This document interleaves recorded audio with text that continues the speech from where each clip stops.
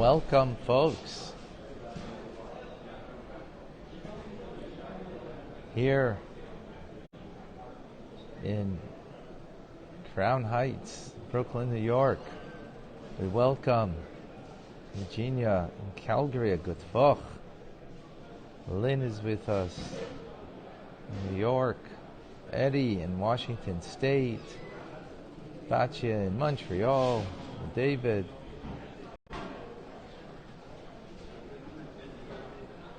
And Alice is with us in, forget now, you have to remind me.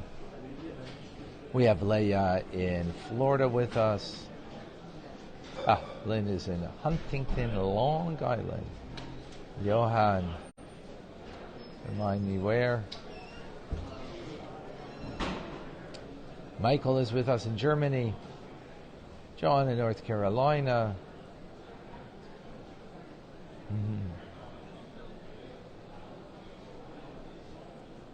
Rena, welcome in Colorado.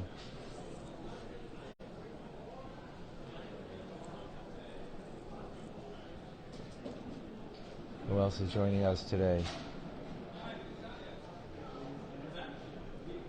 Alyssa is in Whitehall, Maryland. Welcome. Lori, Boker Tov to you. In North Carolina. June is with us in Australia. Good night. It's late. Yeah, don't worry, it's fine because I have a meeting somebody. Who else is joining us? I am in Brooklyn, New York. In the Heights, Crown Heights. Yeah, I only have my one phone. I don't have my everything set up, so we're just on Facebook right now. Let all the clubhousers and Instagrammers know that we're here. Adrian in California, welcome.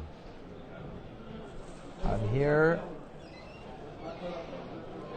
joining a few thousand shluchim,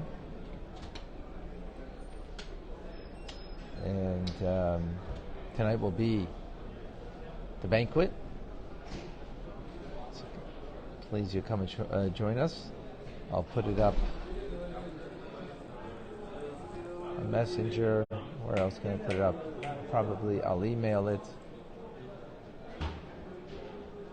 We have Davida and Linda and Liba with us in New York. Shalom to Erica in Norway. Oh, Erica, I haven't seen you for a while. Welcome. Welcome back. Gail Boker Tov. We have another Gail. We're at the Jewish cemetery. Okay. I only have simchas. Rusty in Texas, good morning.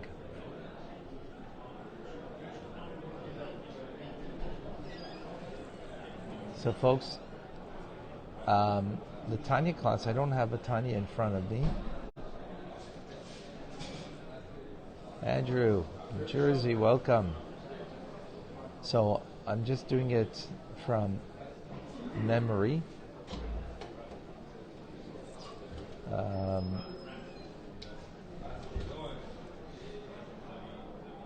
You're going to be there Thursday? Diane in Arizona with us.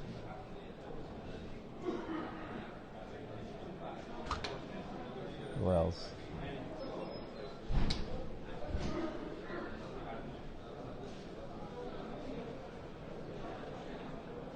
Mushki from the Villages, Florida. Beautiful. So, firstly, amazing time here with fellow shluchim. I have 3 sons that are shluchim that are here, and spending time with them is beautiful. Spending time with the shluchim from all over the world, for bringing, inspiring, being inspired. It's something beautiful. Please make sure that you watch the banquet tonight. I think it starts 4:30, maybe 5 o'clock. Eastern Standard Time, New York time. Oh, there's the link. Oh, Andrew, you're sending me.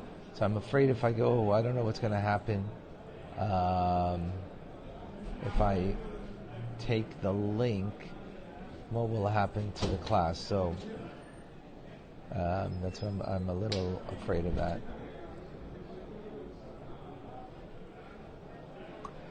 Oh, okay, Mushki, you have some very good rabbis. Beautiful. Okay, we're actually going to do only the one class, not from the Shabbos class.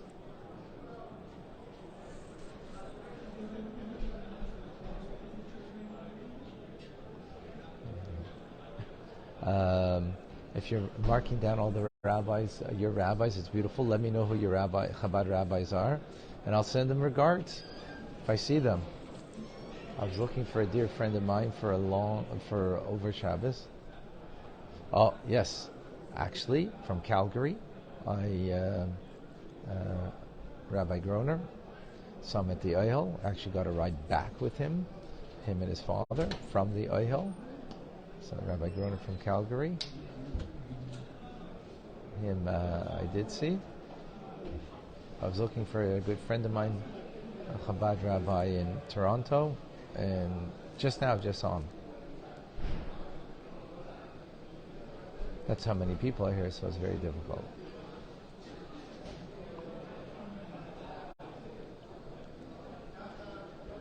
Okay.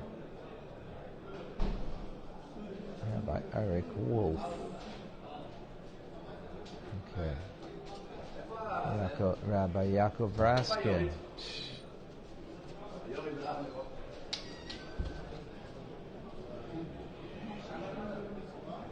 Okay, who else?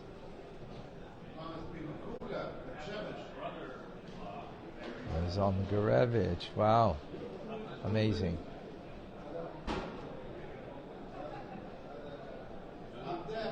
Rabbi Weiss from Charlotte. Rabbi Mendy Singer from Bristol, UK. Rabbi Aaron Raskin. Rabbi Anshel Pearl. So far, the only rabbi that I saw was Rabbi Groner, from the people that you're mentioning. Rabbi Lisbon. Rabbi Adi Goodman I was farbringing with on Shabbos. Rabbi Adi Goodman I was farbringing with. Tell him when you see him.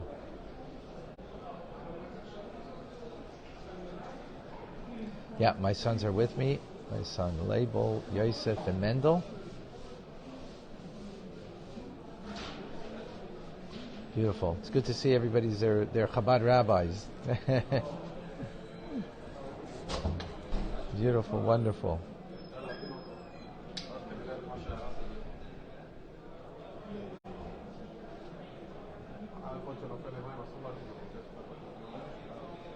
Okay. Who else?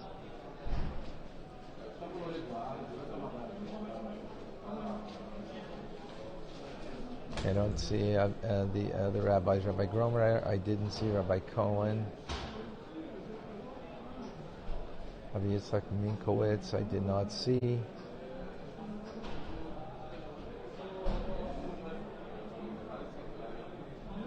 That's how huge it is. Tonight the banquet will be with over 6,500 people. Most of them are the shluchim. Then there's some people that are guests.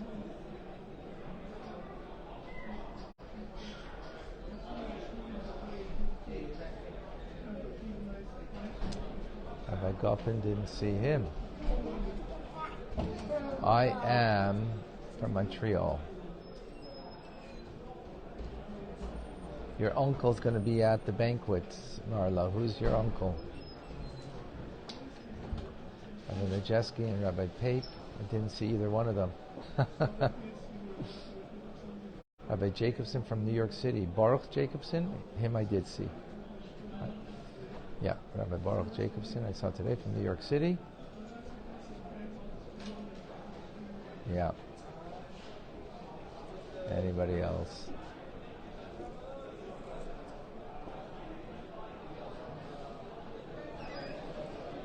Rabbi Moskowitz from Chicago. Is that who you're asking about, Gail? I didn't see them. Rabbi Simon Jacobson. No, I didn't see him. His brother I saw. Rabbi Moshe no, I didn't see Rabbi Moshe Goldman. If I do, I'll give regards. Amazing. Okay. Thank you for sharing. Thank you for sharing, folks. Okay. We begin today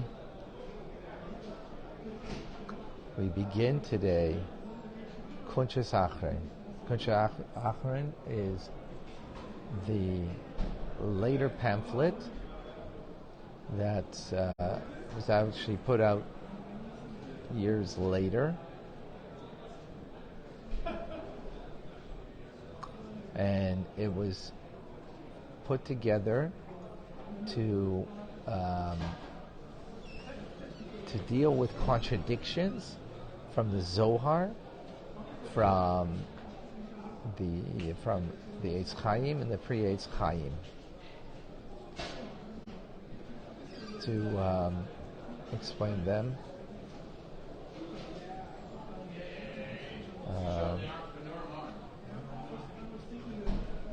To explain the contradictions. So the Alter Rebbe begins with a question: how do we understand that when we learn Torah and we're reading just the narrative of a story, like last week's Parsha, this week's Parsha, there's a beautiful narrative, and we could learn it only on that simple narrative level? How are we bound up to the divine wisdom of God if we're merely understanding as a narrative? Of course, if you learn, deeper, the deeper meaning of it, so then you connect to the divine wisdom of Hashem. But how is it that we're connected to the divine wisdom when there isn't really any wisdom that you're gaining from it or understanding and appreciating of it? It sounds, that you wouldn't be connected to Hashem's divine wisdom. So says the Alter Rebbe that when we learn down here, we are connected to the divine image of us above, our likeness above. That likeness above is a divine image that we come from ultimately. And when we learn Torah, we're connected to that. As a result, in just the very fact that it is our divine image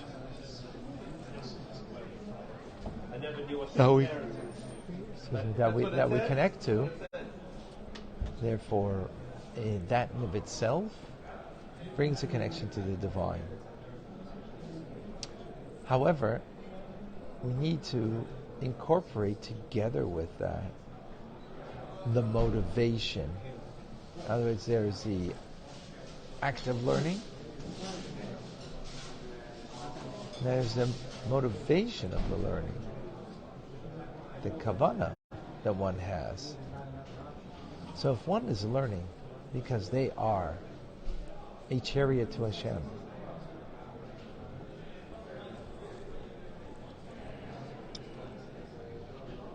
They're a veritable divine connection. They are veritably so nullified to the divine that they are just merely a reflection of the divine. That's what they are.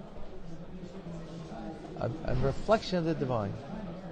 Therefore, not only is their spiritual source above engaged in the Torah study, which that in itself is a divine connection, but when they are motivated because they are a mirror reflection of the divine, then what they learn is actually elevated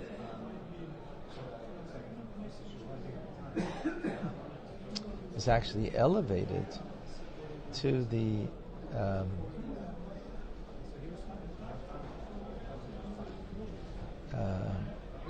the world of Atzilus, the world of emanation, to a world that's completely nullified to its source.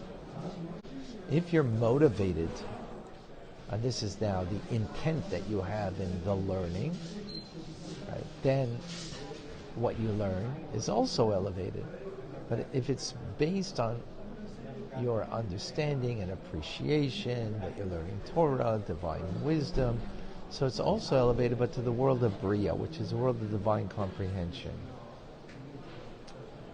If you're motivated and your intent is the inherent natural love that the soul has for Hashem, and that's what motivates you to learn, so then what you're going to learn is going to be elevated to the world of Yitzira, the world of formation.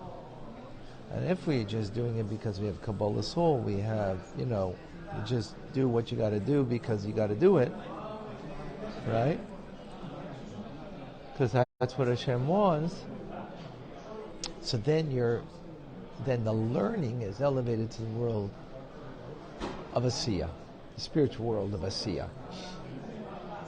However, in the very act of the learning, we connect to the divine self-image above.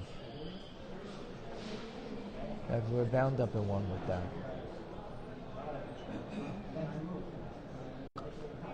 Now we, at the same time, need to elevate it further up, and that based on our intent.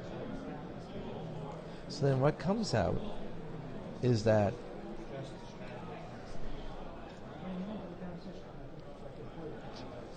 the very fact that one is engaged in the narrative of Torah, right? And just understanding it as a narrative. Again, not the deeper explanation, because every narrative has, mystical explanation, as homiletics, as the hinted meaning, and many things to learn out from it that brings out true divine wisdom. But even if it's just on that simple storyline, when you think about it, the children, when they learn, they're learning on a simple storyline. They become a little more mature in their mind, so you can give them that, deeper appreciation, greater nuance in the words of the verses that they can appreciate. Even if they're learning only the narrative. And when young kids, when they come home from school and they've learned about the parsha, they'll tell the story. I'm going to tell a meaning, yet that story gives them an access to the divine. It gives them an access that they can connect, because they're being connected to their image, their own self-image in the spiritual realm. And therefore, with that alone, you are connected. So we have here a very important takeaway. No matter what kind of level of Torah that you're learning, there is a divine connection. You are drawing down the divine light. Now, in that divine connection, to bring it down. So it needs some form of verbalization of the words. Can't be just mere thought. They need some verbalization. So that's why some of our Torah learning, we have to make sure to verbalize it, so that divine connection, we bring the flow of divinity into us and the world around us. Even when it comes to just the narrative itself. Now, of course, we shouldn't just stop there. And we learned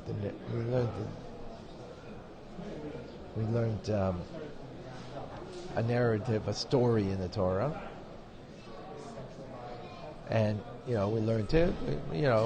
But when we verbalize it, so we bring it, we draw down the divine light. So some of our Torah learning, we have to make sure that we verbalize. Just like in prayer, we have to verbalize the prayer in order to create the connection.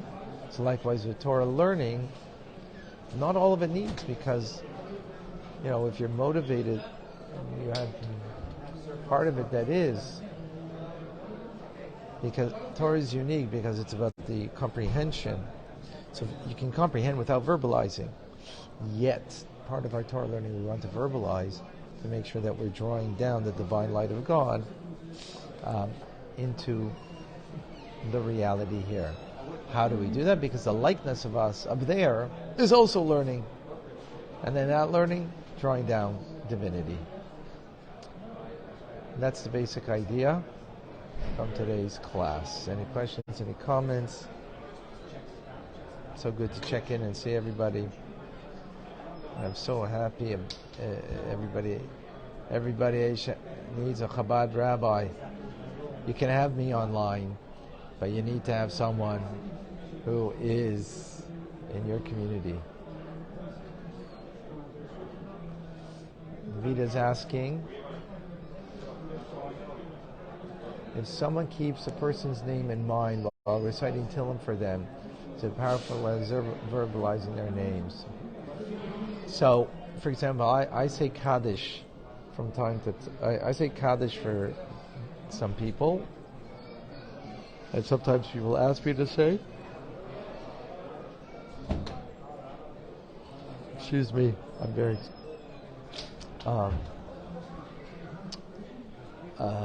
So I verbalize their names. I try to verbalize their names. Yeah, so that would be. So the same thing.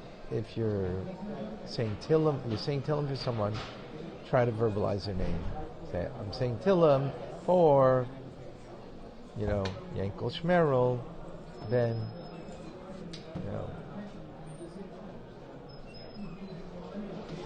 That's why the Baal Shem Tov favored the sinful Jew over the Torah scholars.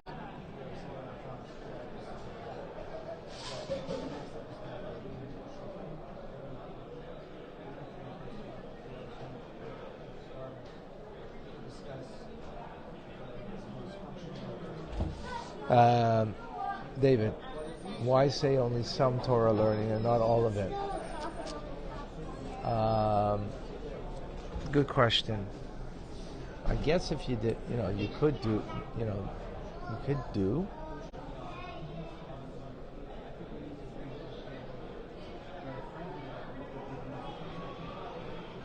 You could, but it's not, because Torah learning is about comprehension, so you could sometimes verbalize words and not. So when it comes to Chitas and Rambam, yeah, it'd be good to verbalize. Yeah.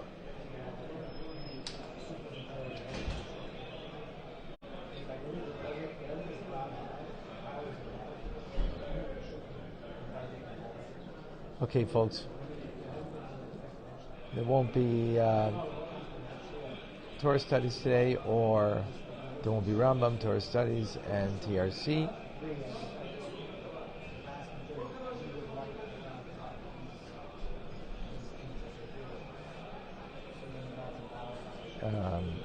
And there won't be. Virginia, didn't I answered the question, no? Oh, if someone doesn't learn Torah, they don't connect to their likeness above. So, mitzvahs also creates, but I'm not certain if the mitzvahs create the likeness. I don't think it's called the likeness. You create a divine union above. I don't know. I have to look into that more. Good question, Eugenia. Thank you.